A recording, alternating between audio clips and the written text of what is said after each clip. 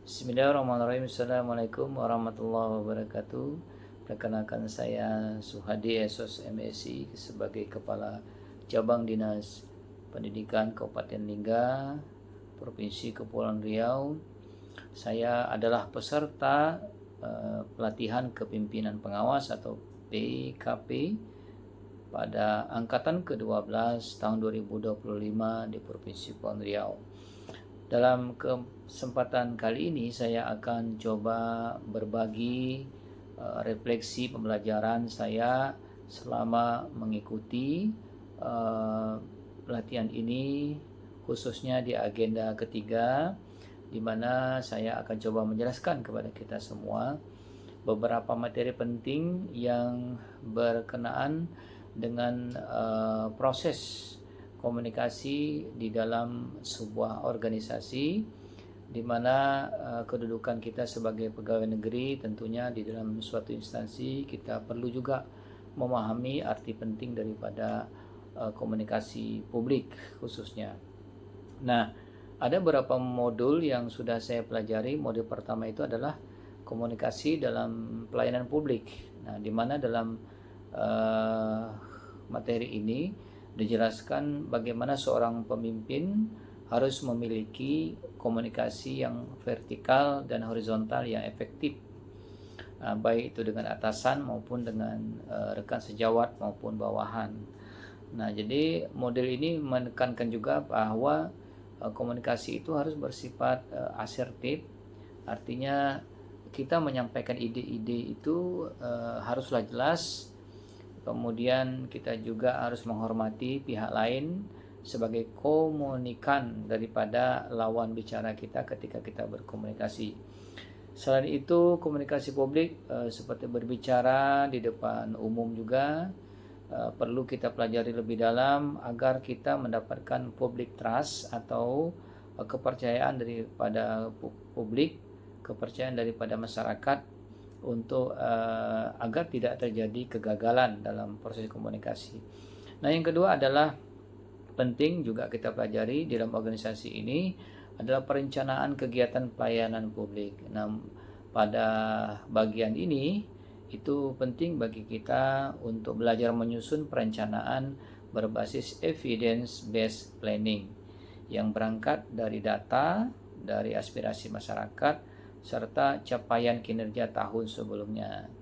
Nah, di modul ini, di materi ini juga saya juga memahami bagaimana pentingnya menyusun dokumen perencanaan yang selaras dengan RPJMD dan Renstra perangkat daerah.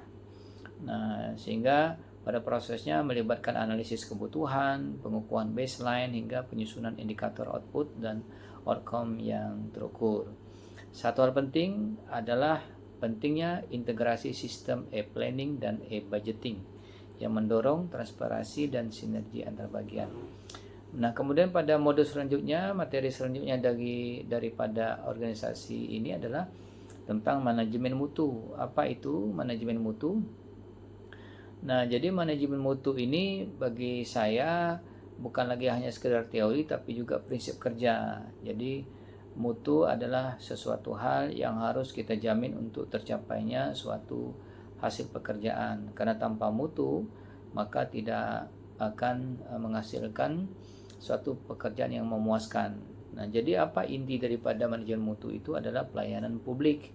Harus dirancang sejak awal supaya pelayanan itu berjalan dengan baik sehingga mutu pun dapat dicapai.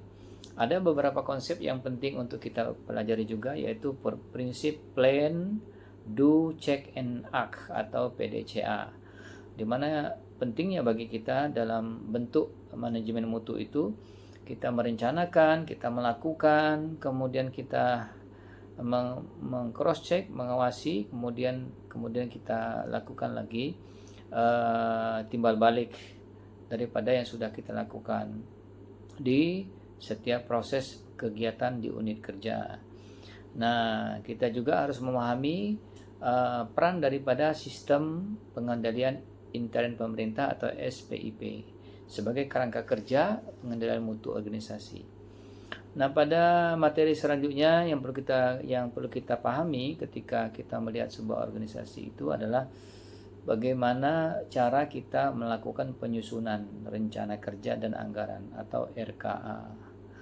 Nah, materi ini sangat penting karena kita bisa melihat dan mempelajari bagaimana proses atau tahapan penyusunan RKA, mulai dari penetapan pagu indikatif hingga verifikasi RKA oleh TAPD dan DPRD.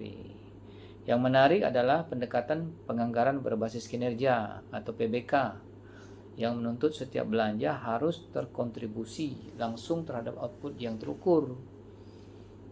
Kemudian kita harus berpikir pentingnya keselarasan antara perencanaan dan penganggaran RKA yang tidak mendukung indikator kinerja utama akan sia-sia walaupun terserap 1%. Materi selanjutnya adalah pelayanan publik digital.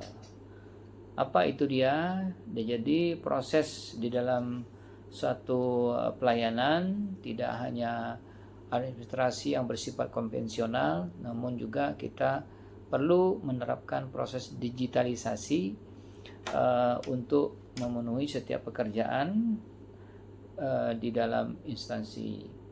Nah, tentunya zaman globalisasi kita tidak bisa lepas dari proses globalisasi.